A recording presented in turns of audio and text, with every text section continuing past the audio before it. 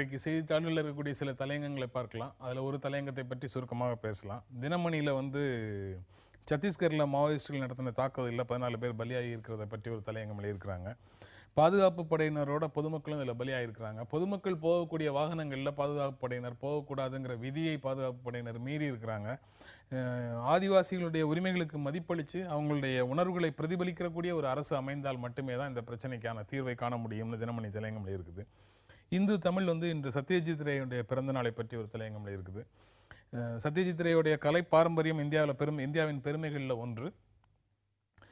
மகத்தான கலை ஊடகமான சினிமா இன்று முழுக்க முழுக்க வியாபாரமயமாக இருக்கக்கூடிய சூழலில் ரேயுனுடைய கலை வடிவத்தை கலையினுடைய இதை இந்த சினிமா உள்வாங்கிக் கொள்ள வேண்டும் அப்படின்னு இந்து தமிழ் வந்து எழுதியிருக்கிறாங்க.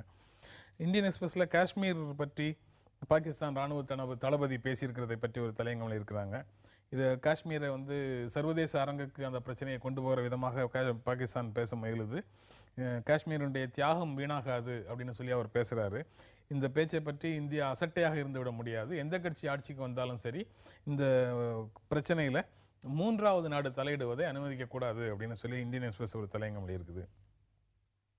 தி ஹிண்டு வந்து இந்தியாவின் அல்போன்ஸ் ரக மாம்பழத்துக்கும் வேறு சில காய்கறிகளுக்கும் ஐரோப்பிய யூனியன் தடை விதிச்சிருக்கிறதை பற்றி ஒரு தலையங்கம் இருக்கிறாங்க. ஒவ்வொரு வருஷமும் 70,000 டன் மாம்பழங்களை இந்தியா ஏற்றுமதி செய்யுது. இந்தியாவிலிருந்து ஏற்றுமதி செய்யப்படக்கூடிய காய்கறிகளும் பழங்களும் கெட்டு போயிருப்பதாக பல முறை புகார்களும் வந்திருக்குது. இந்த பிரச்சனையை தீர்ப்பதற்கு இந்தியா முயல வேண்டும் அப்படின்னு ஹிண்டு வந்து தலையங்கம் எழுதியிருக்குது. டைம்ஸ் ஆஃப் இந்தியாவில் சென்னையில் நடந்த ரயில் குண்டுவெடிப்பு பற்றி ஒரு தலையங்கம் எழுதியிருக்கிறாங்க. இந்த தேர்தலை சீர்குலைக்க நடக்கக்கூடிய ஒரு செயலாக இருக்கலாம். சத்தீஸ்கர்லேயும் ஜார்க்கண்ட்லேயும் தீவிரவாதிகள் தாக்குதல் நடத்தினாங்க. இன்னும் 2 கட்ட வாக்குப்பதிவு நடக்க வேண்டிய சூழலில் பாதுகாப்பு ஏற்பாடுகளை பலப்படுத்த வேண்டியது அவசியம் அப்படின்னு டைம்ஸ் ஆஃப் இந்தியா தலையங்கம் எழுது. தினத்தந்தியில் இனியும் குண்டுவெடிப்பு நடக்கக்கூடாது அப்படின்னு ஒரு தலையங்கம் இருக்கிறாங்க. 84க்கு பிறகு சில குண்டுவெடிப்பு சம்பவங்கள் தமிழ்நாட்டில் நடந்திருந்தாலும் காவல்துறையினுடைய தீவிரமான நடவடிக்கைகளுக்கு பிறகு தீவிரவாதிகளால் எந்த விதமான செயலையும் இங்கே தமிழ்நாட்டில் செய்ய முடியல. நமது நாட்டினுடைய அமைதியையும் பொருளாதாரத்தையும் சீர்குலைப்பதற்கு இலங்கையை தளமாக பயன்படுத்த தொடங்கியிருக்குது பாகிஸ்தான். கடல்வழி பாதைகளை தீவிரமாக கண்காணிக்க வேண்டும் அப்படின்னு தினத்தந்தி தலையங்கம் சொல்லுது. அந்த தலையங்கத்தினுடைய உள்ளடக்கத்தை நீங்கள் எப்படி பார்க்குறீங்க முத்துகிருஷ்ணன்?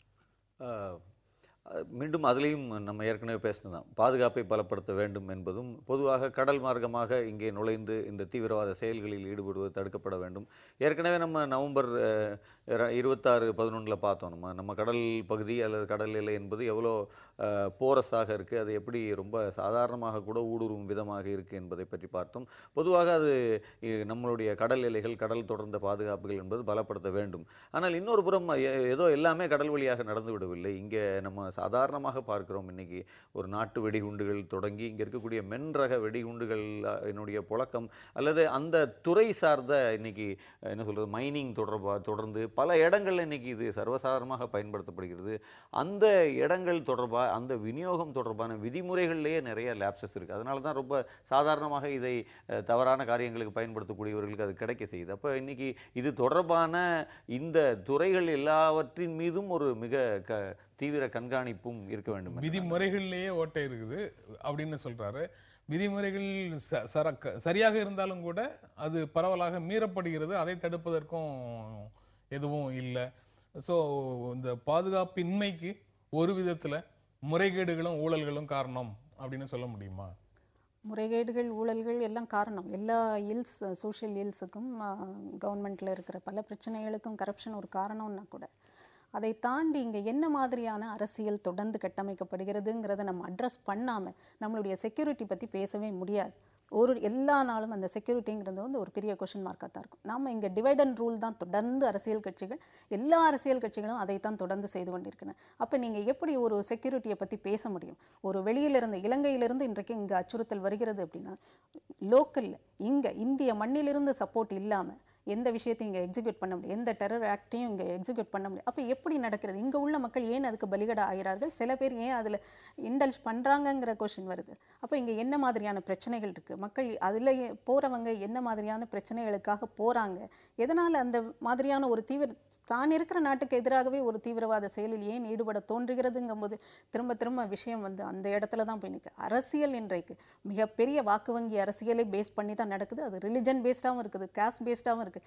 இந்த இல்ஸை நீக்காம, இந்த சீரழிவுகளை நீக்காம நம்ம எந்த விஷயத்திலையும் முன்னேறவே முடியாது. ஒரு மதச்சார்பற்ற நாட்டில் ஒரு வெறுப்பின் அரசியல் இருக்கு இல்லையா? எந்த ஒரு சமூகத்தினுடைய பிரிவினருக்கு எதிரான ஒரு வெறுப்பு அரசியல் இன்னைக்கு வெளிப்படையான அரசியலாக மாறி வருது. அதெல்லாம் கூட ஒரு மிகப்பெரிய அமைதிக்கான அச்சுறுத்தலாகவே நான் பார்க்கிறேன். நம்ம தொடர்ந்து பேசலாம் ஒரு இடைவேளைக்கு பிறகு. Me toca, me toca, me toca, me toca.